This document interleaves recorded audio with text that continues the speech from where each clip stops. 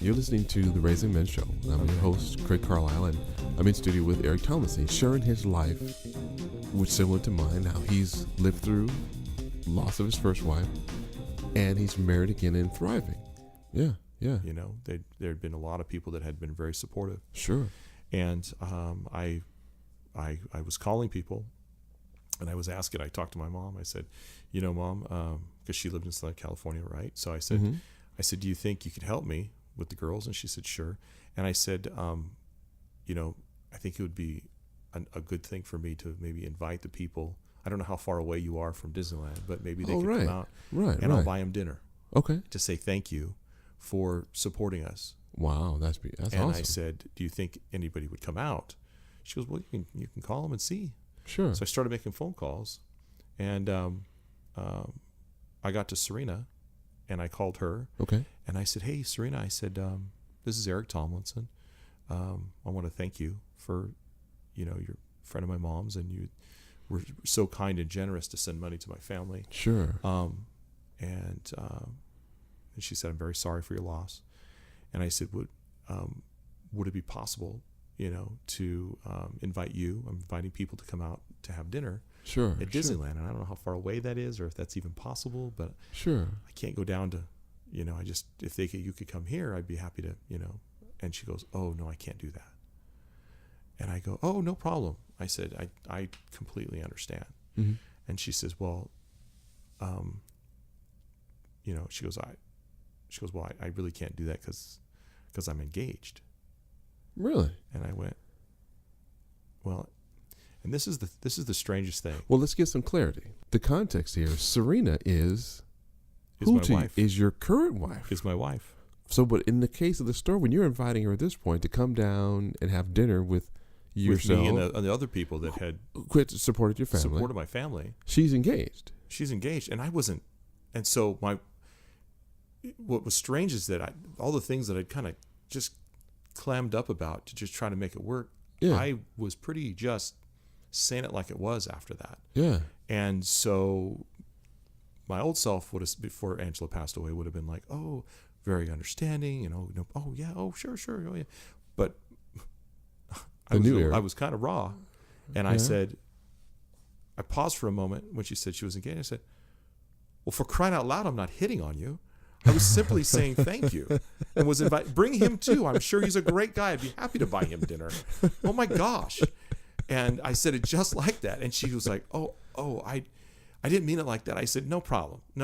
I said, honestly, you sound like a great person. Anybody who's willing to send money to somebody they don't even know to support them in a time like oh my gosh, you're an amazing person. I said, congratulations. Yeah. I said, good for you. Yeah. I said, I wish you well. I said, you must have just gotten engaged, so congratulations. She goes, no, we've been engaged for a while. I go, oh, how long? She goes, oh, about a year. I said, oh, well then when's the date? Yeah. Are you guys, well, we don't have a date yet. And I go, so immediately I start feeling like Cliff Sexton did for me. Oh, I was going to say, now you're hitting on her. Now I'm not hitting her. I'm not. Now I'm looking after her like Cliff was looking out for me and saying, look, you know, and I'm thinking, okay, so here's the thing. I said, so you don't have a date yet. And you've been engaged for a year? She goes, yeah. I said, have you gone to get premarital counseling? Yeah. She goes, no. Ooh. And I go, look, I said, here's the deal. I said, you seem like a nice person. Yeah. I said, I want you to be happy, and I want him to be happy, and I want you both to, maybe you guys should go and get some, I said, that should be something you do anyway. Yeah. Period. Sure. I go, you know, and so she was like, I heard her go, she just kind of took a breath, and I went, yeah. I go, obviously I've offended you. I said, I didn't mean to. Sure. She goes, no, you didn't offend me. She goes, nobody's ever talked to me like that before. Wow. I go, well, then maybe they should have. Wow. And so, I mean, I'm not hitting on her. I'm not interested in her at all. I don't know what she looks like. Sure. I don't know anything about her other than she's a nice person. Don't know if she fits on your list. Yeah, I have no idea. Yeah. There's no reason for me to believe that this. And so I was like, well, you know what? Good luck to you. I wish you well. Sure. And so I ended up hanging up the phone. Yeah. And I can't believe that I was so frank with somebody I didn't know on the phone before like that. Yeah. Because I don't think I've ever really just said it. But I felt strongly about the fact that if you're going to get married, you should really know what you're getting into. Well, especially with your background then, right? You've come from living through the moment, right? Absolutely. And you know now the value of time is of the essence, and you can speak your mind. You can't hold it back. And people don't get married to get divorced. No. And so shouldn't you spend a little bit of time planning for what you want to do for the rest of your life? Yeah. And I mean that respectfully. Yeah. That could be taken a lot of different ways, I realize, Sure. so from a man's show. But anyway, all that to say, all that to say, what I mean is we spend our lifetime studying, or maybe 4 years in college studying to do something for the rest of our lives. Yeah. And we don't really invest any time, energy, effort, prayer, or otherwise. Sure. Like Cliff was trying to get me to do. Yeah. Which I did. Yeah. In my preparation for my life with Serena. Right. And so I remember Cliff coming back to me and saying, "Hey, did you do that?" Right. Right. So I thought to myself, well, I'm going to give her a call and see if she did that. Wow. So it was 2 weeks later. I called her up and I said, "Hi, this is Eric." And she was kind of shocked that I'd call her back. Mm-hmm. And I said, "Hey, you know what? You're never going to hear from me again, but I can't stand it. I know there have been people who have looked out for me in my life. Sure. I'm sure you have those people in your life, Sure. but they didn't ask the question that I did. So I'm curious. Did you set up that counseling?" Yeah. Yeah. Yeah. And she said, "We're not engaged anymore." Wow. And my heart literally fell for her. I felt terrible. Not falling for her. It felt like I shouldn't have opened my big mouth. Like you had done, like it was your fault. I shouldn't have done that. That I should have just kept to myself like Sure. I normally do. Sure. I hope I didn't. And I apologized to her profusely. I said, "I hope I didn't ruin your life. I'm so sorry." I said, "That's not my intention. My intention was only to make you guys closer Sure. and to be better together." Yeah. Because why are you engaged for years, for a year, Yeah. and then you still don't have a date? There must be maybe there's one thing that needs to be talked out so you can move ahead. Sure. That's all I was doing. Right. She goes, "I understand." She goes, "And that's the way I took it." And I said, "Well, thank you for taking it that way." I go, "Because I feel awful right now and I'm very sorry." And she goes, "I'm not." And I said, "Really?" She goes, "Eric," she goes, "no one's really talked to me frankly like that before." She goes, "I'm usually the one that does that for other people. Wow. And you did it for me as a stranger and asked me questions that I couldn't answer, that I wasn't asking myself. Wow. And I wasn't allowing myself to ask. Right. Right. And because you asked those questions, I began to realize that I deserved answers for some of the things that I had questions about." Wow. Okay. And when I began to question, I realized that this was not a forever thing. Wow. And I said, "And you're okay with that?" She goes, "I am." She goes, "I am." She goes, I'm grateful that you spoke to me. That's all." Wow. And I was shocked. I was totally shocked because that was the furthest thing from my mind. Sure.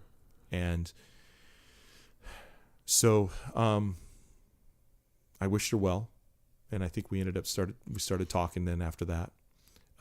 Just as casual friends. Casually, just talking. Just kind of pick up the phone, let me call her. Yeah, "Hey, how you doing?" She reached out to me because I had already, felt like I'd way overstayed my welcome. Yeah, yeah. And so she called, "Hey, how you doing?" And I'm like, "Oh, I'm good." A little surprised that she would call me. Right, right. I mean, if somebody had spoken to me that way, I don't know if I'd been so inclined to receive a conversation or talk again. Sure, sure. And it was at that point that as we began to speak on the phone, we began to realize that there were similarities in what we thought and believed, and how we looked at life. And we're both pretty A-type, aggressive. Sure. In that regard. Sure. Going after what you want to get done and accomplished. Yeah. And so we meshed really well in that regard. And you had never seen her. I still hadn't seen her. I didn't know what she looked like.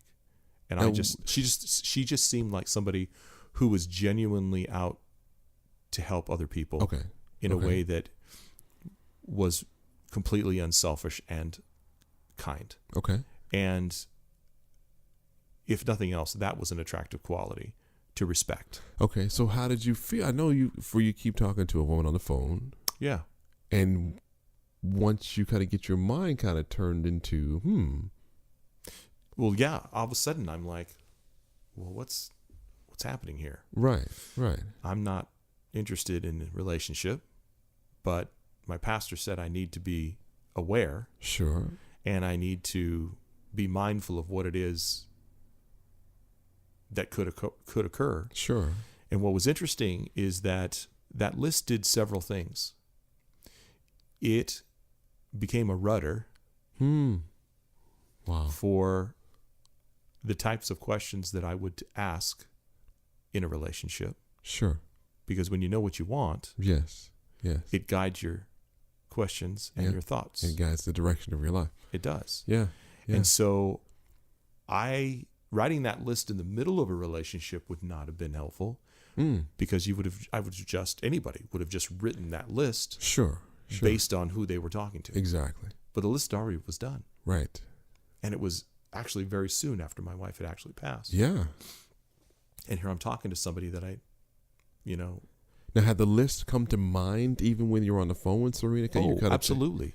So probably by this time, you're starting to check off. Well, I'm starting to realize, because I am decided as to who I am and resolute in what I want to be. Sure. In my next relationship, because I don't care who you are. Yeah. The mistakes that you make. Oh man, yeah. And the choices that you make. Yeah. And the way that you behave. Yeah.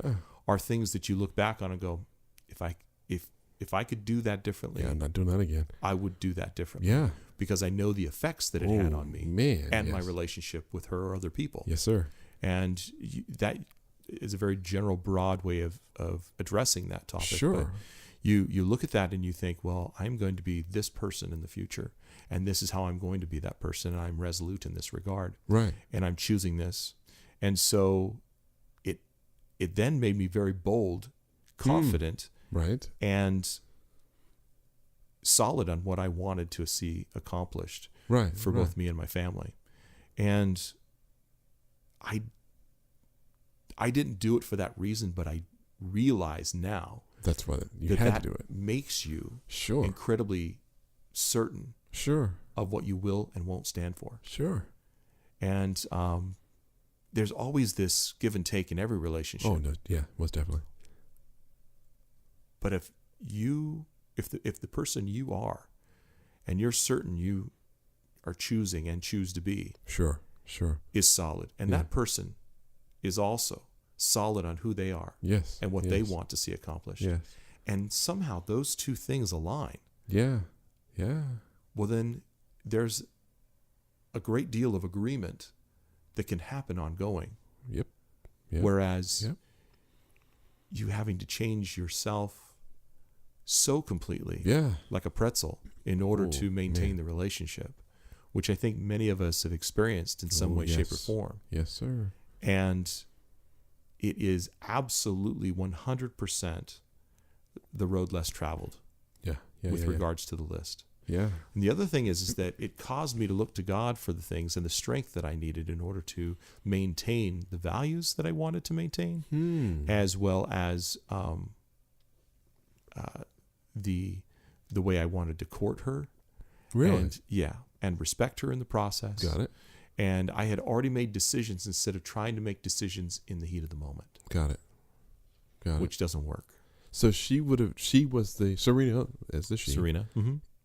Is the first woman you actually dated and pursued since your wife passed. Yeah, and there was another lady that was, I think, interested. Okay. And she just wasn't my list. Got it. So you did at least get comparisons. I didn't even entertain it because she just wasn't my list. She wasn't. Wow. She wasn't on my. I mean, she just maybe a couple of things, but not. Sure. But and it took about 3 or 4 months of questioning. Okay. And here's the other thing. Serena didn't know I had the list. Oh, wow. So the questions that were guided by the decisions I'd made on what I wanted, I didn't create those. I didn't create a list of questions. Sure. They just came to mind based on the list, what I was looking for. So the Spirit was guiding you the whole way through, but you just kind of chalked it up as And so I would look at that list of things that I had written in a sober moment, and I would think about the conversations we had, and I would go, "Oh, well, that's interesting. Wow. Well, she's Christian, Yeah, and she's going to church ongoing, and and some of the things that and I would cross things off the list as ongoing for about 3-4 months, and she had no idea. She had no idea I was doing that. And the 3 or 4 months passed. You to this point still not seen each other. No. Now here's the thing. So I had talked to her for about a month. Okay, and it was now coming into. My wife passed away. I think the second week in August. Okay. And now it's October. Okay. And I had spoken to Serena, and I said, I'm going to go because I was going to go recruit teachers at Sacramento State. Okay. To come and look at our district, because our district was a smaller district, but had a lot going for it. Right. Right. Outside of Stockton, in Stockton proper, but outside of Stockton. Okay. The city. So we didn't have the same, issues to deal with that maybe an inner city would have to. Sure. And so, and I was proud of that. And I'd worked there for about 9 years at that point. Okay. Going on my 10th year there. And so moving into administration, I went to Sacramento State to go talk to the education department and all that. And I said, well, I think we've gone about as far as we can go. Okay. On the phone discussing, because we would talk for a long time. And I said, I'll tell you what. I said, if you're game, I said, I'll fly you up to Sacramento International. Okay. I'll pick you up from the airport. We'll go have a nice dinner.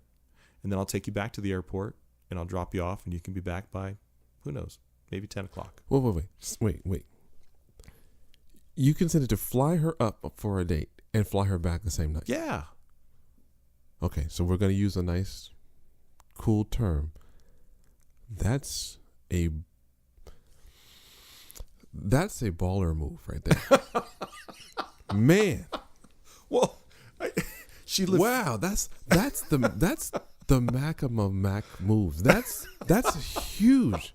Where are you going tonight, Serena? Oh, I'm getting flown up to Northern California on a date, and he's gonna fly me back home. Wow, and pay for dinner. Well, so I'm not sure I'm putting that one on my list, but I'm gonna make a list and I'm gonna check it twice. I'm not sure I'm checking a plane ticket along with that, but wow. So we planned in advance. It wasn't the day of course. Yeah, of course. Yeah. And so I knew it was about a week or so out. Yeah. And so I said, if you're not comfortable with that, I totally understand. I don't blame you. She goes, no, I'll do that. I go, really? She goes, yeah. I said, okay, well, I said, I'll just tell me where you want to fly out of. We set it up. I picked her up. And up until this point, I was about as cocky as you could get. You're listening to Raising Men with my dad and your host, Craig Carlisle, on WKBY 1080 AM. This is Craig Carlisle, the host of the Raising Men Show, and I'm also an executive producer of the independent feature film Restored Me. I lost everything for something I didn't do. What type of God is going to watch a man get up on his feet and then kick him right back down and get drugged through the dirt again? It's a powerful, feel-good dramedy that centers around a young man trying to restore his relationship with his young daughter and her mother. Talk to him just like you're talking to me. Where have you been, kid? These people take communion from me. I am their God. This film speaks to restoring your faith and pushes a bold message of positivity and motivation. The cast includes Gary Owen, Bill Duke, Will Young Lee, Matt Gerald, Richard T. Jones, Malik Yobo, Yancey Arias, and Bo Casper Smart, just to name a few. Restored Me is available on over 100 digital markets, including iTunes, Amazon, and on demand from your local cable provider. Buy it, rent it. Either way, I'm asking you to watch it. It'll bless your life. And welcome back to the Raising Men Show, and I'm your host, Craig Carlisle, and man, I am so excited. I'm still in studio with my friend, Eric Tomlinson, and I tell you what, this is the best thing ever. Thank you, Craig. Yeah, this is good for me too, man. I'm glad I'm talking about some of this stuff that you just kind of sit on and you don't really talk about. But it's what the show's all about, right? Where men have real talk about real life. Yeah. So we don't have to sit back and think about what are we doing, what are we not doing, and where are we at, where are we not at. But the truth is, we're here, and we're dealing with our emotions and our feelings about God. Now, you said talk to me off air about how you feel about God. Yeah. Through this whole process. How was that?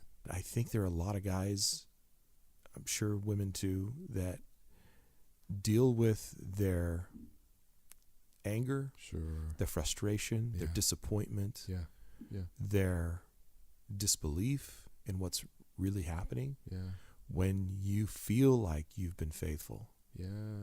And suddenly things change. And you're like, what the heck, God? And I felt good about the way I handled it the first time. But I got to be honest with you, I don't feel great about the way I handled it the second time. Yeah, that's real. That's real talk. And I'm just coming out probably the last 3 years of some real distance from everything kind of coming crashing down with the market, which is honestly the least of my concerns, to be quite honest with you. But I was just thinking of 2008. My wife getting cancer.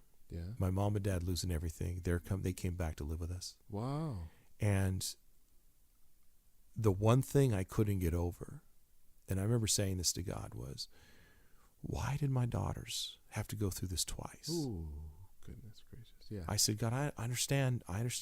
Yeah. You know, their mom passed away, and it was awful. Yeah.